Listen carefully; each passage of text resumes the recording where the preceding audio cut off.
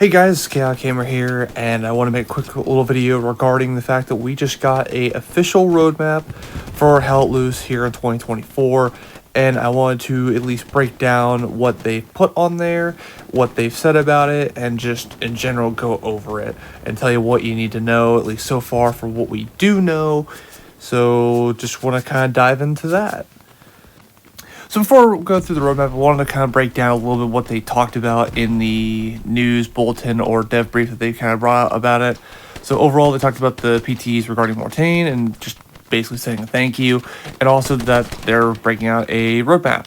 So they did mention that all content stipulated below is not an exhaustive representation of this year's content, and all updates will continue to comprise quality of life improvements and bug fixes. Another thing that they mention is that the content ahead represents a stable development plan and allows us to confidently meet targets, having learned from our overly ambitious roadmaps in the past. I think that aspect says a lot personally, that they're at least trying to learn from their past and try to make better decisions with that. That's just me though. I'll leave that up to interpretation of how you wish to feel about that, but that's just me.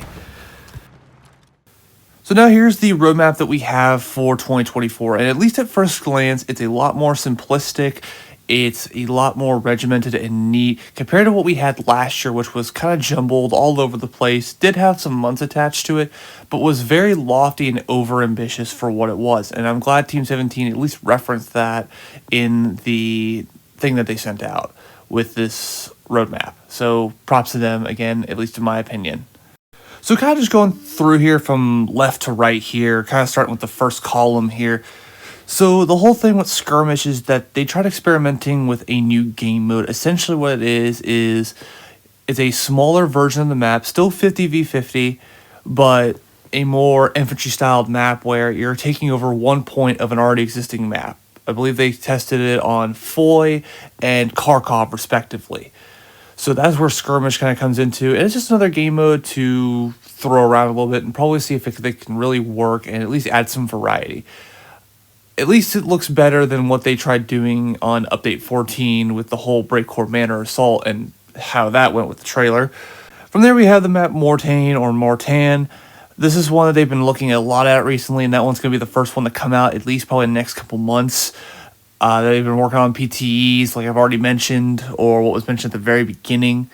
But be on the lookout for this map. They've made a lot of changes since the PTEs, so again, looking forward to another map on the Western Front. Now moving on down to the next item, updates to the practice range. Unfortunately, we don't know what all that entails. They have talked about that they want to add more things to the practice range, like other factions and more vehicles as such.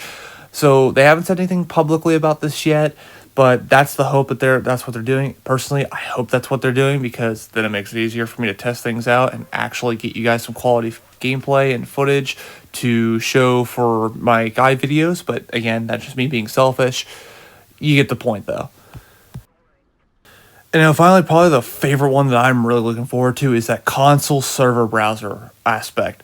Now, this is one that, yes, I'm stoked for, but I am kind of reserving myself a little bit, because in the past that they have addressed that basically getting a server browser for console was kind of impossible.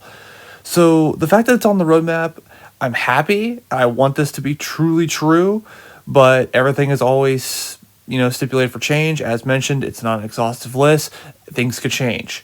But the fact that they've now gone from saying it's impossible to it's possible, I do have a little bit of suspicion, but at the same time, I'm happy, and it looks like they might have had a breakthrough, as the main problem was they needed to have the infrastructure to actually have a server browser, as the game for console was more geared towards crossplay between Xbox and PlayStation players.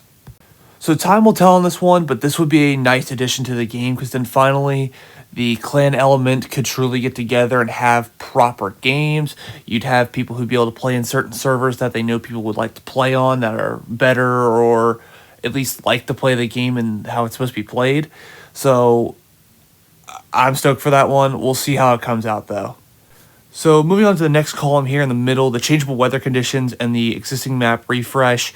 So these were things that they brought up before, way back when Team 17 first bought the game, and these were part of the really lofty ambitions that they had, but really couldn't come around and probably for good reason, because Hell Let Loose is already a very complex and convoluted game that is already kind of on the brink of really not being able to be handled by a game console, whether that be on Xbox, PlayStation, or arguably PCs. But the fact that they at least want to bring this up again and want to try again, I can commend them for it. But time will tell on this front as well. Very similarly to the server browsers for console, I will kind of reserve judgment until they start trying to implement it, and then we'll see how that goes.